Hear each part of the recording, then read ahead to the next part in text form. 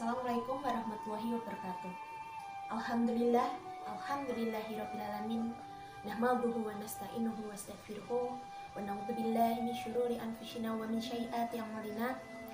May yahdihillahu fala mudilla lahu wa may yudlilhu fala hadiya lahu. Asyhadu an la ilaha illallah wa asyhadu anna Muhammadar Rasulullah. Allahumma shalli ala sayyidina Muhammad wa ala ali sayyidina Muhammad. Amma ba'du. Bersyukur kehadirat Allah Subhanahu wa taala yang telah memberi kenikmatan kesehatan lahir dan batin kepada kita semua. Tak lupa sholawat serta salam kita haturkan kepada junjungan kita Nabi Agung Muhammad SAW yang kita nanti-nanti syafaatnya di yaumul qiyamah nanti. Perkenankan saya, pada kesempatan kali ini saya akan menyampaikan topik yang berjudul Pancasila dalam sudut pandang Islam. Sebelumnya, kita harus mengetahui apa pengertian Pancasila tersebut. Pancasila adalah pilar ideologis bangsa Indonesia. Jadi, Pancasila adalah dasar atau pedoman yang kuat untuk mencapai tujuan bangsa Indonesia. Nama Pancasila berasal dari bahasa Sanskerta yang terdiri dari kata panca yang berarti lima dan sila yang berarti prinsip atau asas. Hal ini berarti ada 5 pedoman penting bagi rakyat Indonesia untuk menjalani kehidupan berbangsa dan bernegara. Selanjutnya, pengertian Pancasila menurut para ahli. Menurut Insinyur Soekarno, Pancasila adalah isi jiwa bangsa Indonesia yang secara turun-temurun berabad-abad lamanya terpendam bisu oleh kebudayaan Barat. Dengan demikian, Pancasila bukan hanya sebagai falsafah negara, namun memiliki arti yang lebih luas lagi, yaitu falsafah bangsa Indonesia. Selanjutnya, pengertian Pancasila menurut Muhammad Yani. Pancasila berasal dari kata panca yang berarti lima dan sila yang berarti sendi atas dasar pedoman peraturan tentang tingkah laku yang penting dan baik. Menurut Notonegoro, Pancasila adalah falsafah dan ideologi yang diharapkan mampu menjadi pandangan hidup sebagai dasar pemersatu, lambang persatuan dan kesatuan, dan juga pertahanan bangsa Indonesia. Menurut Ruslan Abdulghani, Pancasila diartikan sebagai filsafat negara yang tercipta untuk menjadi ideologi kolektif demi kesejahteraan rakyat dan bangsa Indonesia. Menurut Profesor Dr. Nurholis Majid, Pancasila adalah sebuah modal atau sebagai modal untuk melakukan demokrasi. Pancasila memberikan dasar atau persyaratan asasi bagi demokrasi dan tatanan politik di Indonesia. Pada hakikatnya, Pancasila memiliki multifungsi dan juga kedudukan bagi negara kesatuan Republik Indonesia, yaitu sebagai jiwa bangsa Indonesia, kepribadian bangsa Indonesia, dasar negara bangsa Indonesia, lalu sebagai pedoman hidup bangsa Indonesia, sumber dari segala sumber hukum bangsa Indonesia, sebagai perjanjian luhur ketika mendirikan sebuah negara dan juga menjadi cita-cita dan tujuan bangsa Indonesia. Pancasila juga memainkan peran strategis sebagai pemersatu bangsa Indonesia yang memiliki keberagaman ras, suku, dan agama. Pancasila tidak hanya eksis, tetapi juga multifungsional. Pancasila juga sering dipertentangkan dengan agama, namun tidak perlu dengan demikian. Selanjutnya, bagaimana Pancasila dalam perspektif Islam? Kita menyadari bahwa Pancasila merupakan pedoman hidup bangsa Indonesia, sedangkan Islam merupakan pandangan hidup manusia di atas muka bumi untuk kehidupan di dunia dan di akhirat. Dengan begitu, dalam konteks ini, Pancasila merupakan bagian dari Islam, bukan sebaliknya Islam bagian dari Pancasila. Kita harus samakan pandangan ini untuk menghindarkan diri kita dari salah tafsir yang memiliki potensi konflik yang tidak perlu. Dalam sejarahnya, Pancasila terdiri atas 5 sila yang pernah diupayakan oleh Insinyur Soekarno, diringkas menjadi trisila yang terdiri dari sosionasionalisme, sosiodemokrasi, dan juga ketuhanan dan kebudayaan. Lalu diringkas lagi oleh Insinyur Soekarno menjadi Ekasila yang berarti gotong royong.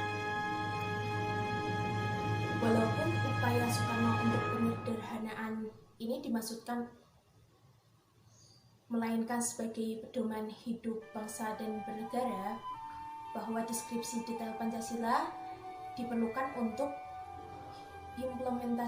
mengimplementasikannya. Hal ini sejalan dengan rukun iman dalam agama Islam.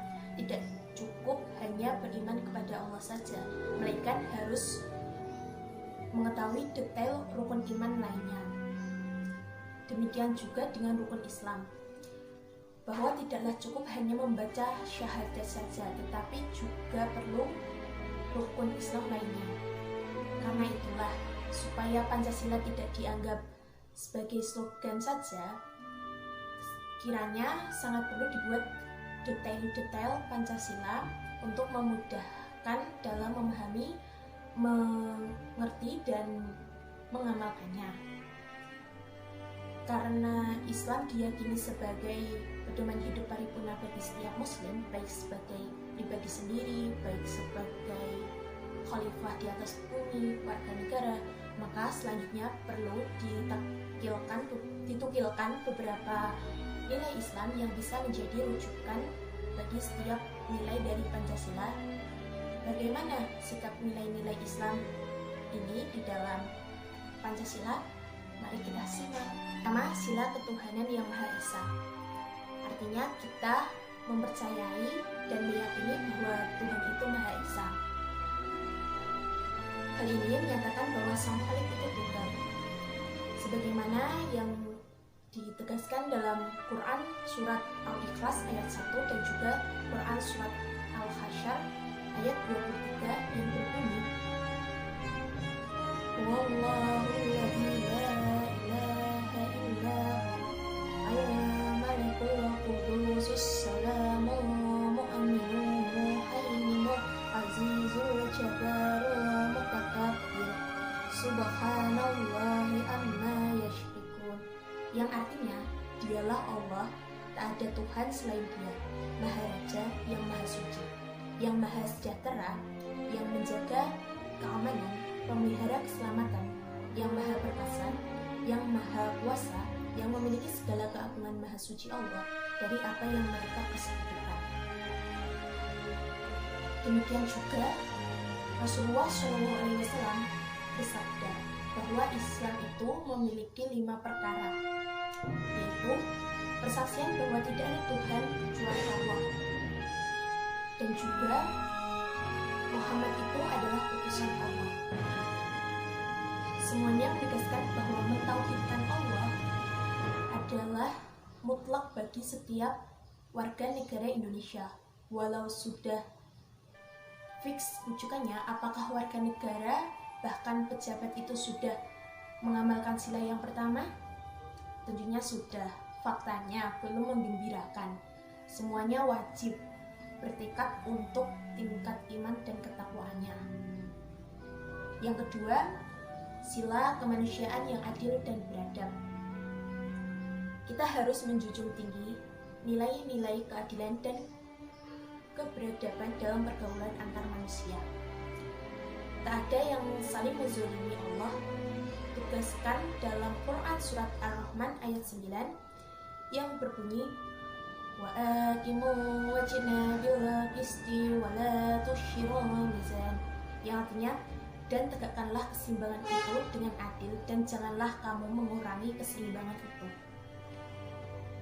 Rasulullah SAW juga bersabda, wahai manusia, sesungguhnya yang membinasakan orang-orang sebelum kalian adalah jika orang terhormat di antara kalian itu mencuri. Namun, jika yang lemah mencuri, mereka menghukumnya. Muttafaq alaih, keadilan mutlak harus ditegakkan. Tidak boleh pandang bulu.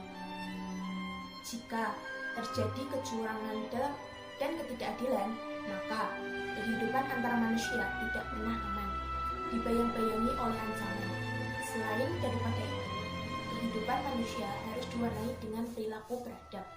Allah Subhanahu wa Ta'ala berfirman dalam Quran surat Al-Qalam ayat 4 yang berbunyi, wa innaka la'ala khuluqin azim, dan sesungguhnya engkau benar-benar berbudi pekerti luhur. Sedangkan Rasulullah SAW bersabda bahwasannya aku Muhammad diutus menjadi Rasul tak lain adalah untuk menyempurnakan akhlak mulia. Hadis riwayat Bukhari. Hal ini semakin menegaskan bahwa adab dan akhlak sangatlah penting dalam kehidupan sehari-hari bagi setiap warga Indonesia. Jika kita benar-benar taat beragama, insya Allah otomatis bisa berbuat adil dan akhlaknya bisa antar sesama, bisa baik antar sesama. Ketiga, sila persatuan Indonesia. Kita harus menjunjung tinggi nilai persatuan dan kesatuan. Walaupun kita beragam suku, agama, bahasa, dan ras, kita tetap satu, yaitu Indonesia. Allah SWT berfirman dalam Quran surat Al-Imran ayat 103 yang berbunyi, wa tahshimu biha billahi jami'an wa la tafarraqu wajkuru, yang artinya, dan berpeganglah kamu semua kepada tali agama Allah dan janganlah kamu bercerai-berai.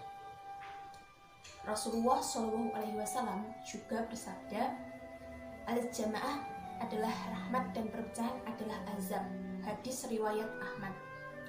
Kedua rujukan menegaskan betapa pentingnya persatuan Indonesia dan nasionalisme, sehingga pada tahun 2019 keluarlah jargon hubul watan minal iman, yang artinya mencintai negara adalah sebagian dari iman.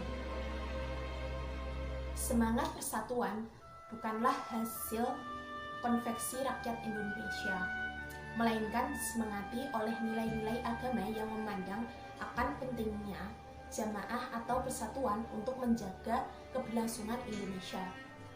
Common vision harus lebih diutamakan, bukan pribadi, kelompok, golongan, atau partai. Dengan begitu, negara kesatuan Republik Indonesia kan terus terjaga. Bersatu kita teguh, bercerai kita jatuh. Keempat, sila kerakyatan yang dipimpin oleh hikmat kebijaksanaan dalam memusyawarahkan perwakilan. Kita harus menjunjung tinggi wisdom dan musyawarah dalam menegaskan politik nasional. Hal ini sejalan dengan Islam yang tertuang dalam Quran surat An-Nahl ayat 125 yang berbunyi, Ud'u ila sabili rabbika bil hikmati wal mau'izatil hasanati wa jadilhum billati hiya ahsan, yang artinya, serulah manusia kepada jalan Tuhanmu dengan hikmah dan pelajaran yang baik, dan bantahlah mereka dengan cara yang baik. Demikian juga dalam Quran surat Ali Imran ayat 159 yang berbunyi, wa idza azamta fatawakkal 'alallah innallaha yuhibbul mutawakkilin, yang artinya, dan bermusyawarah dengan mereka dalam urusan itu. Kemudian apabila kamu telah membulatkan tekad, maka bertawakallah kepada Allah. Sesungguhnya Allah merukai orang-orang yang bertawakal kepadanya. Rasulullah SAW bersabda kepada Abu Bakar dan Umar, apabila kalian berdua sepakat dalam musyawarah, maka aku tidak akan menyalahi kamu berdua. Hadis riwayat Imam Ahmad. Begitu ayat Al-Quran dan hadis Rasulullah bahwa kita dalam berpolitik sangat diperlukan pikiran dan sikap yang bijak. Dengan melibatkan hati nurani dan martabat, demikian pula dalam urusan perbuatan keputusan, hendaknya lebih diutamakan dengan cara musyawarah dan mufakat. Jika upaya ini gagal, barulah dilakukan dengan cara voting atau pemungutan suara.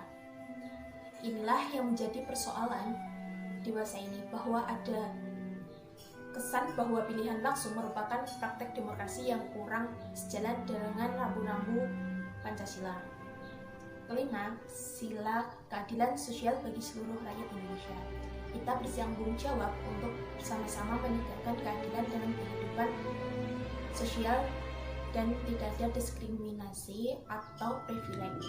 Rumusan ini sebenarnya merujuk pada Quran surat An-Nahl ayat 90 yang berbunyi, Innallaha ya'muru bil 'adli wal ihsani wa ita'i zil qurba wa yanha 'anil fahsya'i wal munkari wal baghi ya'izukum la'allakum tashkurun.